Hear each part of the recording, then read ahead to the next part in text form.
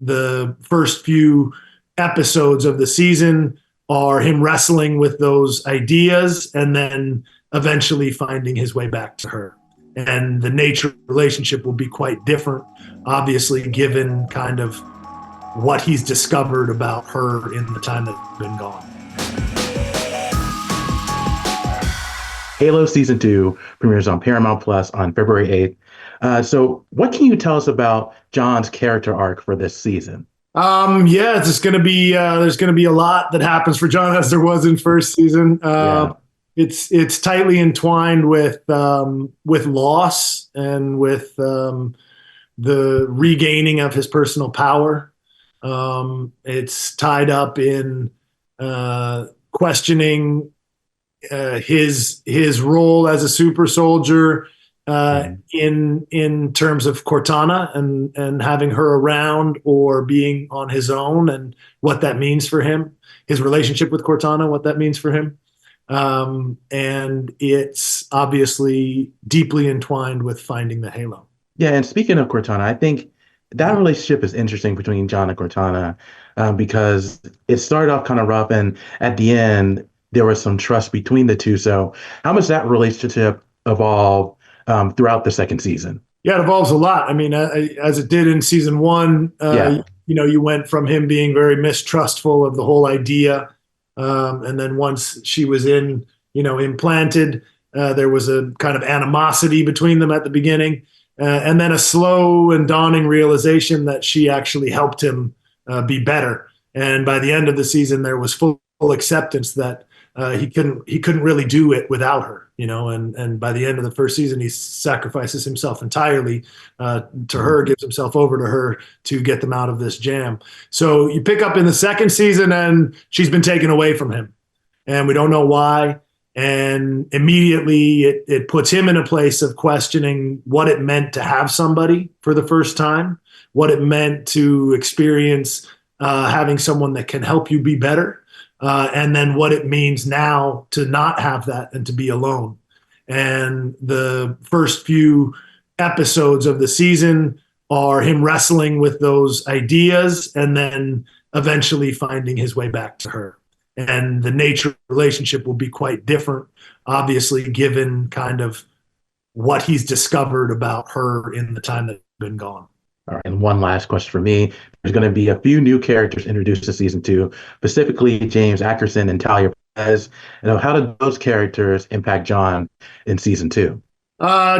James Ackerson is the new boss. He's the head of ONI, and he has essentially taken over the Spartan program. So the Silver Team has been confined to doing mop-up duty on some distant planet that they feel they're overqualified for, and nobody quite knows why.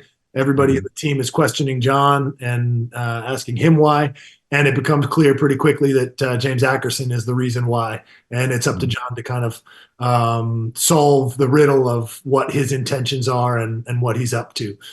Perez is a Marine who, in the first episode, he saves from a battle with the Covenant, and she represents kind of the humanity, the boots on the ground reality of the war with the Covenant in terms of from the Marines' perspective. He goes to her house in the second episode to get some answers from her about why she may have lied about something, and ends up at dinner with her family. And what he experiences from her and her seeing her with her family and seeing her faith and how that plays out through her family and through her religion are something that sets him into motion, thinking about deeply, because he had this interaction with a woman on the planet in the first episode where she asks him if he has faith or if he has family. And that put him into a point of reflection immediately. And so Perez becomes a conduit to him thinking about these questions of faith and family that will remain with him throughout the season. Absolutely. Well, Pablo, thank you so much for your time. I do appreciate it, and continued success to you. You play Soren, so what can we expect from your character this upcoming season? Soren is facing a whole host of challenges that are kind of like out of his wheelhouse. he's dealing with unknown variables, and this is somebody who plans for everything. So he's just hit with wave after wave of unexpected challenges that can't always be dealt with using force, which is his go-to tool to handle things. So from the onset, he's a little bit slightly put off balance. And also his own actions and desire to chase ghosts, if you will, further exacerbate an already precarious situation. And you know, he displays, in my opinion, a lot of courage in his desire to do what he's got to do in the moment. It's an unsettling season for him. Like, well, in season one, it's clear. It's like, I'm going to do this, I'm going to get this money, and that's that. Boom, boom. I'm going to keep my word to my brother in arms, and I'm going to get this money, and it's very simple. These are things I know how to do. But season two, he's faced with a whole host of challenges that are from almost like from beyond. Absolutely. Yeah. And I've seen the first two episodes, and we see it firsthand in the first episode. So how does all the challenges Soren faced impact his wife and his son? Unfortunately, what Soren is going through has a negative impact on his wife and son. Yeah. You know what I mean? It doesn't give them a certain kind of security that they're used to getting from him. He's a rock solid guy who can be depended on, who can, you know, like deliver upon his promise. You know what I'm saying? Mm-hmm. And because of some of his decisions and his decision making, he ends up putting them in uncomfortable situations inadvertently, not on purpose, but I mean, that's how life goes, right?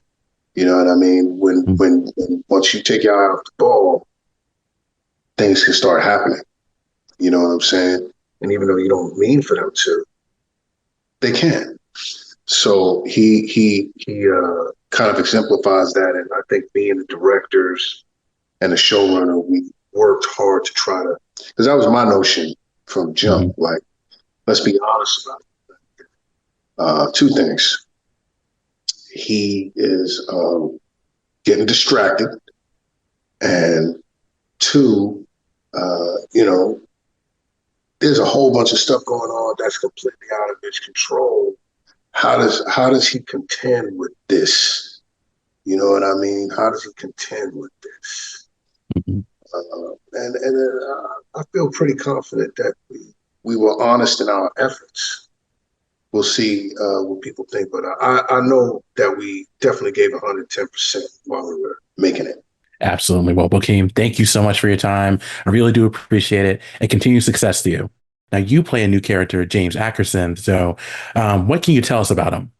James Akerson is the new boss of the Spartan program. So he comes in like a hurricane, just wanting to shake everything up. He is primarily concerned with the survival of the species. So he'll do whatever it takes for the good of mankind to ensure their survival. And what that means to him, what he believes that is his plan, is for everybody to follow his plan. It is the right way. It's the only way.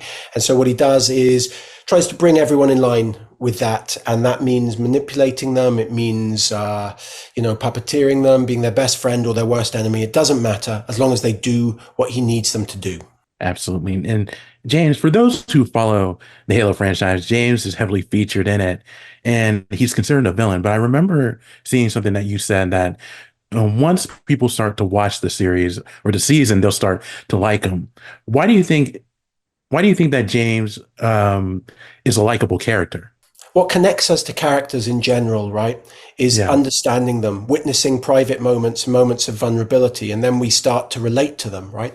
And then that makes the stakes real. Even if you're dealing with high concept sci-fi or fantasy, it makes us connect in a very human way to characters. And so what I hope I have done, and maybe I was too bold in saying that, but what I hope I've done is shown enough of the cracks in his armor, shown enough of that vulnerability along the way that you will at least understand why he's doing what he does, even if you don't agree with it. And you know, maybe even like him, or at least know that he's trying to do what he truly believes is right. Of course. And obviously Halo is a huge franchise, and the show had a lot of success during the first season. But how much did you know about the video games and everything that came with it before taking on the role?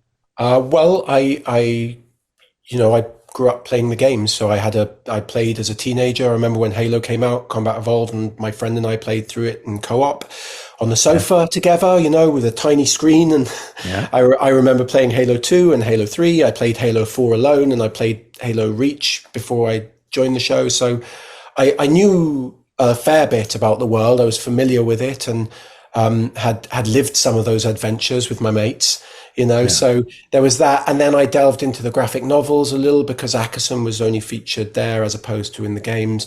I wanted to learn a little more about him that way. There's a huge kind of online database that created by fans that has a sort of every aspect and character of Halo in any of the canon that's there, and links to how it or those people relate to other people. So I went down that rabbit hole as well.